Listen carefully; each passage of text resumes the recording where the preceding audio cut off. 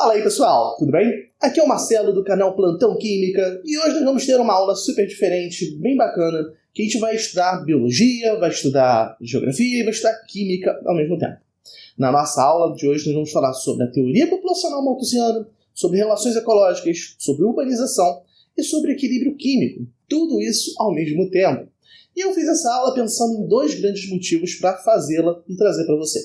O primeiro deles, e que eu acho que é o mais valorizado por você que está aí me assistindo, é que quando você vai fazer uma prova como o Enem, você vai precisar começar a juntar os conhecimentos que você adquire na escola de forma separada, Você aprende na biologia, você aprende geografia, você aprende química. Mas você não aprende a conectar eles todos para poder interpretar como os problemas podem acontecer ou como as soluções podem se apresentar no nosso contexto.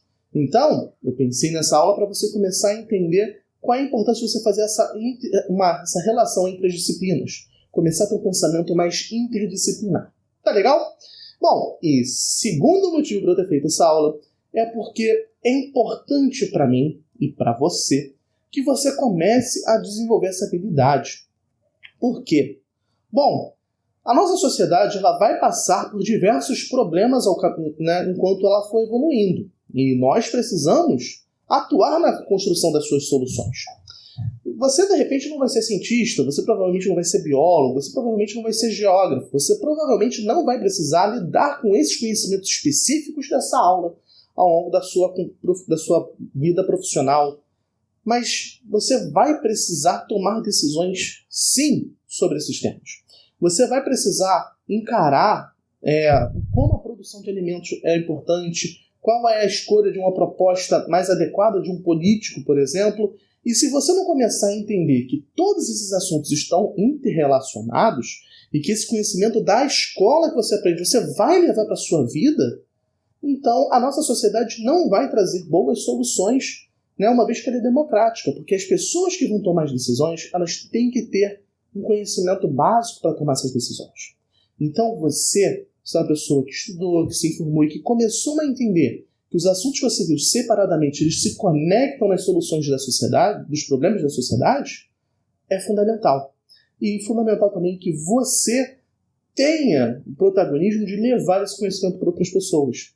Você não precisa se tornar professor, mas você pode chegar aqui no vídeo e compartilhar ele com outras pessoas, tá legal? Então se você gostar do que a gente vai ver aqui, deixa o like e compartilha com mais um colega, para ele entender um pouco mais sobre tudo isso que a gente está falando hoje. Tá legal? Então bora lá para a nossa teoria. Bora para o slide.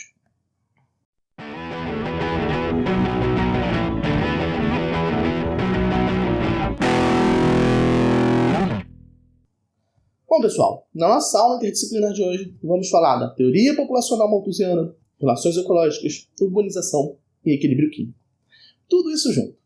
E sim, dá trabalho pensar em todos esses contextos, até porque eu não domino eles completamente. Eu sou um professor de química.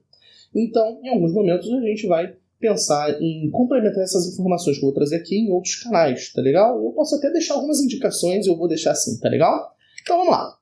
Vamos começar falando da teoria malthusiana. Thomas Malthus, ele propôs a seguinte teoria.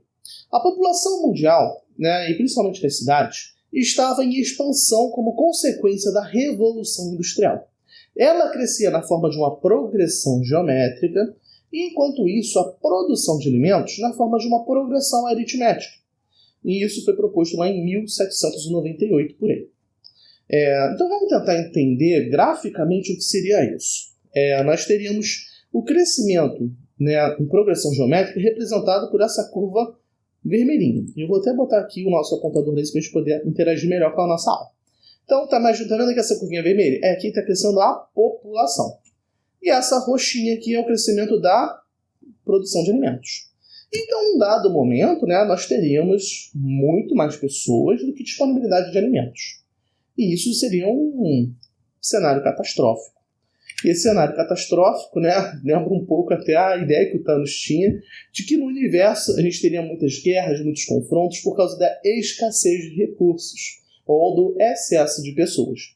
E aí ele decide, o Thanos, na sua resolução, extinguir as pessoas. Eles acumulam um poder lá sobrenatural e matam metade do universo. E eu não entendo por que ele não propôs, por exemplo, com todo o poder que ele acumulou, duplicar a quantidade de recursos do universo. Acho que seria uma solução viável também, se a gente não está questionando as leis físicas aqui. Thomas Malthus não tem o poder de produzir mais recursos, mas ele também não propõe matar metade das pessoas do mundo, nada do gênero. O que ele propõe é que as pessoas passem a ter um maior controle da natalidade, principalmente com propostas como retardar o casamento, castidade, e que as pessoas não tivessem filhos que elas não pudessem criar.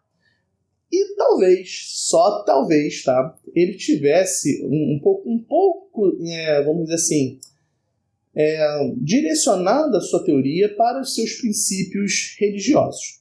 Eu vou deixar aqui um vídeo do professor Oswaldo, do UPJ Atualidades, linkado para você assistir e se aprofundar ainda mais sobre as teorias demográficas.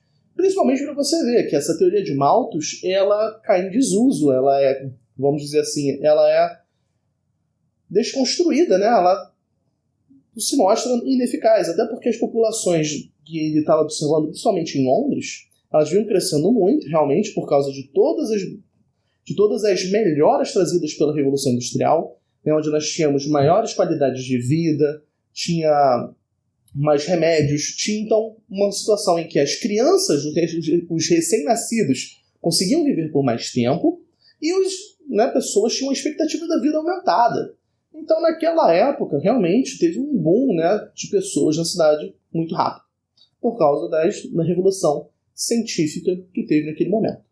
Então, beleza. Então, faz sentido ele pensar no problema, só que acontece que é natural que com as melhoras da qualidade de vida que a gente vá conquistando como sociedade, a população aumente. Mas logo em seguida, conforme a população aumente, ela também vai se estabilizar, vai deixar de crescer num período posterior. E a gente observa isso. A população de muitos países da Europa cresceu bastante, mas hoje em dia eles não continuam nesse crescimento. Hoje em dia, com o avanço da sociedade, as pessoas são capazes de propor medidas de planejamento familiar que não são tão severas, tão rígidas quanto as propostas pela teoria malthusiana.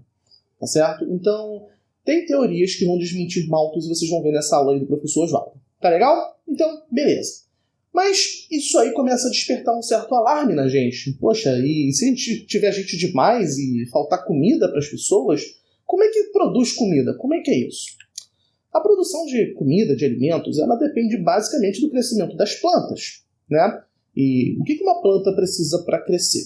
Ela precisa ter sol, bastante sol de preferência, precisa ter um solo fértil e bastante água de preferência. Então, esse é o cenário ideal para o crescimento de uma planta. E aí, a gente começa a pensar o seguinte: dentre os principais nutrientes que uma planta precisa, um deles depende da presença de determinadas bactérias no solo. Essas bactérias, chamadas nitrificantes, elas são capazes de se associar às raízes de algumas plantas e captar o nitrogênio da atmosfera, coisa que a planta sozinha não é capaz de fazer, e transformar em nitrato. Tá legal? Essa é uma animação bem fofinha que eu fiz, eu sei, é mais infantil, mas achei legal trazer ela para a nossa aula. E aí, esse nitrato produzido pelas bactérias do solo, quando se associam a determinadas plantas que elas podem se associar, elas vão levar, então, mais nitrato, a planta vai absorver esse nitrato e vai crescer e produzir alimentos. Bacana, então a gente começou a pensar aqui no que a planta precisa e nós estamos vendo uma relação ecológica aqui. Entre essas bactérias nitrificantes e as plantas, elas se ajudam mutuamente. É uma relação simbiótica, é um mutualismo. E bacana, isso é muito importante na natureza porque o crescimento de um ajuda no crescimento do outro. Isso é muito interessante. Mas aí a gente tem um problema. Não são todas as plantas que são capazes de fazer essa interação construtiva com essas bactérias. Isso quer dizer que a gente vai ter um problema. A gente vai usar um pouco de plantas que são capazes de fazer essa simbiose e enriquecer o solo com nitrato, mas o que acontece com o crescimento urbano, que vinha sendo observado após a Revolução Industrial, chamou a atenção um problema da urbanização, que é o empobrecimento do solo do campo. E como é que esse problema se justifica? Pensa o seguinte: você tem que essa plantinha está pegando nitrato do solo e está convertendo numa fruta, né? Então ela vai começar a produzir a fruta conforme ela vai extraindo o nitrato do solo. E essa fruta ela não vai ser consumida ou vai cair ali no pé da planta e vai fazer um ciclo, né, voltando para o solo. Não, essa planta vai ser transportada, né, conforme ela cresce, para uma cidade, por exemplo, o Rio de Janeiro, que é uma cidade muito grande. E aí o que acontece? A pessoa vai lá consumir essa plantinha, né, essa frutinha, e aí vai descer seus dejetos lá na cidade, que vão para o rio, que tudo mais, ou então ela morre, e aí os nutrientes do corpo dela, ou dos dejetos dela, não voltam para o campo. Elas vão fazer um outro caminho que não é voltar para o setor, para a região produtiva. Tá entendendo? Então, conforme isso acontece, o nitrato sai do campo, os sais minerais que, né, foram importantes para aquela planta e vão fazer parte da fruta, dos alimentos, vão sair do campo e vão para a cidade. Eles não vão alimentar um ciclo de transformação, né, para ajudar o crescimento de novas plantas. E aí eles precisam, então, repor nutrientes do solo. E para repor nutrientes do solo, a gente já viu que o principal deles é o nitrato. Então a gente pensa, poxa, a gente não pode fazer nitrato e colocar no solo? Pode. Vamos lá. Então, para a gente colocar nitrato das plantas, né, a gente tem um país que teve um papel fundamental nisso, que foi o Chile. Né, que está aí na mídia, né, teve todo um movimento de revolução no Chile nesse momento.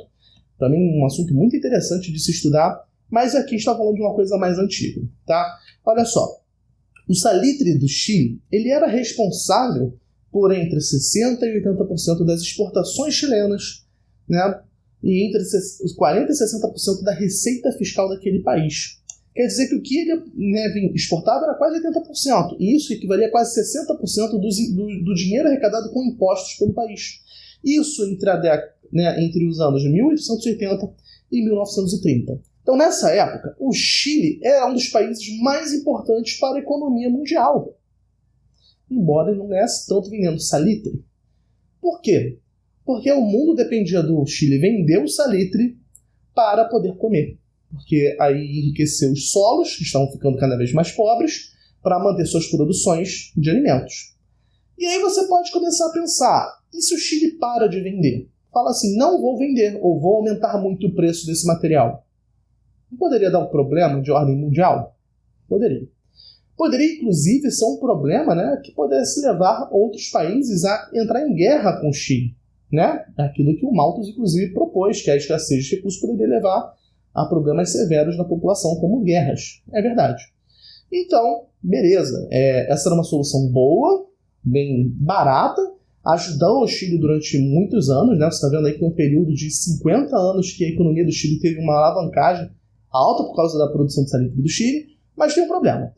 O salitre do Chile ele, né, fica lá no deserto do Atacama, ele é extraído de lá, e aí ele é uma região que não é acessível do Chile, tem que ser transportado para os países, tem que pegar barco e tem que ir, e ainda tem um problema, não sei se você acompanhou, mas recentemente um porto, né, explodiu porque tinha muito nitrato lá armazenado de forma inadequada. Então, o nitrato ainda pode ser explosivo, dependendo de como é manuseado. Então, tem alguns problemas aí. Agora, imagina que você está fazendo um transporte, passando por várias etapas. Será que não pode dar problema também? Então, a gente tinha aqui uma produção de nitrato que ajudava o campo, que era importante, mas que não era o ideal. E o mundo dependia do Chile, lá do deserto do Atacama. E continuaria dependendo cada vez mais se não houvesse nenhuma nova descoberta, nenhum fato novo. E aí o fato novo entra a parte do equilíbrio químico. A produção de amônia, que passou a ser feita pelo processo Haber-Bosch, né, é um dos processos mais importantes da civilização atual.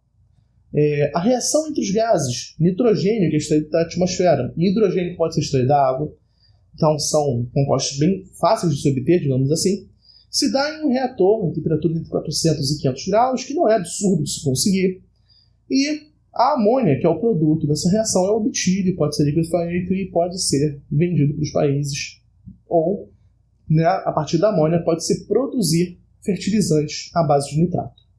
Então, Haber e Bosch, com esse processo aqui, inclusive foram laureados com o Prêmio Nobel da Química.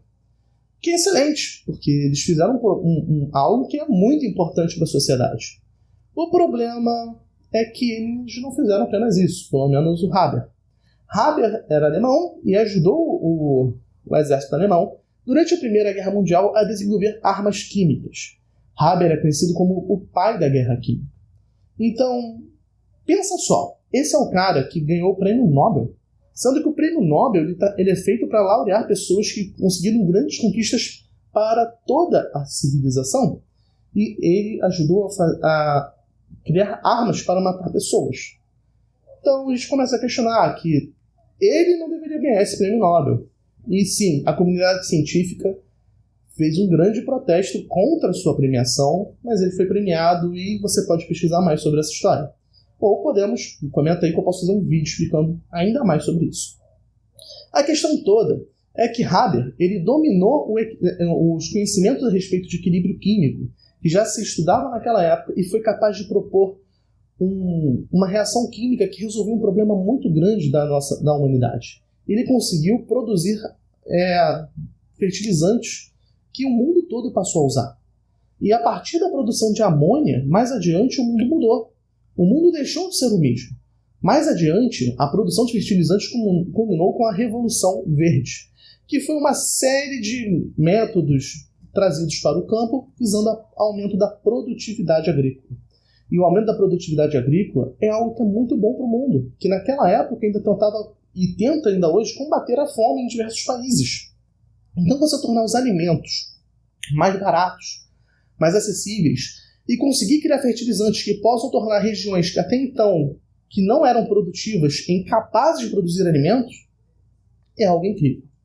Eu não concordo que Haber devesse ganhar o prêmio Nobel, mas eu não questiono os motivos dele ter sido laureado. Eu entendo que a sua descoberta foi muito importante.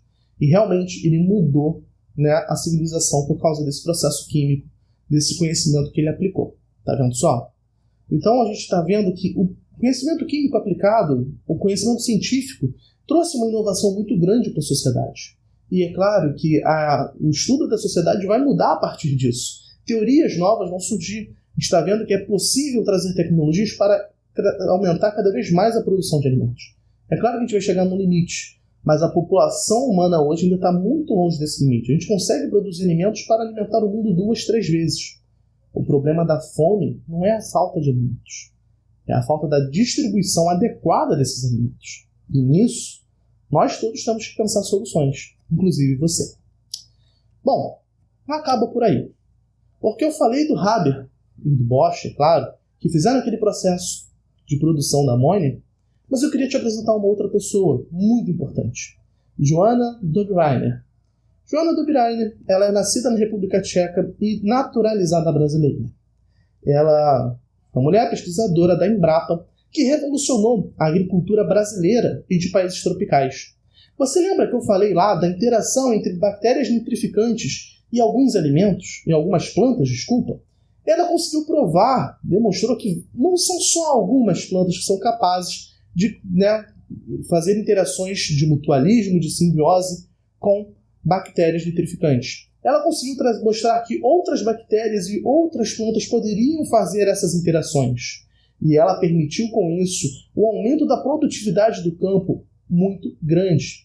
Só para você ter uma ideia, a economia trazida pela sua inovação, só na economia da produção, na compra de fertilizantes, chega a mais de $1 bilhão de $1 bilhão por ano, só no Brasil. Só que a sua conquista, a sua descoberta, o seu estudo foi capaz de aumentar a produtividade do campo, não só do Brasil, mas de vários países. E muitos outros países ainda estudam as suas descobertas, os seus feitos de pesquisa, para trazer inovação e aumento de produtividade para eles também. Então, olha só que interessante. Temos uma mulher brasileira que recentemente fez algo muito parecido com o que Haber e Bosch fizeram. Eles conseguiram fazer algo que permite o aumento da produtividade agrícola. E aí eu te pergunto, cadê o prêmio Nobel dela? Por que ela não é agraciada? E isso é algo que eu não consigo compreender. Acho que ela é tão digna de ter sido premiada quanto Haber e Bosch. E ainda digo mais, conheça um pouco mais sobre a vida dela, que você vai saber detalhes importantes, como o fato dela ter inclusive pesquisado de graça. Muito da pesquisa dela, ela fazia aqui no Brasil e sequer era paga pelo governo ou por nenhuma entidade de pesquisa. Por algum período, é claro, não foi assim o tempo todo. Mas isso só mostra o quanto nós precisamos avançar no investimento de tecnologia, de desenvolvimento científico. O que ela fez trouxe uma economia de bilhões, permite a gente aumentar a nossa produtividade e vai ajudar a combater a fome no nosso país. E ainda ajuda. E aí, será que não dá para pesquisar ainda mais isso que ela já fez? Dá. Será que tem investimento adequado? Eu até acredito que haja, porque a Embrapa pesquisa muito nisso. E aumentou muito o investimento da pesquisa na Embrapa, principalmente como desdobramento do que ela conquistou. Mas será que já é o suficiente? Será que não tem outras áreas, onde tem outras pessoas como a Joana, que podem fazer pesquisas e descobertas sensacionais para a nossa sociedade, que estão hoje desistindo da sua pesquisa porque não tem como se sustentar fazendo essa pesquisa? Pois é, esse também é um dos problemas da nossa sociedade, os quais você vai precisar ajudar a resolver. Mas você só vai ser capaz de resolver se você se informar, se você estudar mais, se você compreender os problemas. Não adianta você estudar apenas química, biologia, geografia separadamente. Você tem que começar a conectar todos eles, tá bom? A nossa aula termina por aqui. Eu fico muito feliz que você tenha assistido esse vídeo. Gostaria que você comentasse se você ficou com alguma dúvida, se você quer saber algo mais, ou se você gostaria que eu fizesse um outro conteúdo como esse mais adiante, tá bom? Então, muito obrigado para você que ficou até aqui. Nos vemos em breve. Até logo e bons estudos.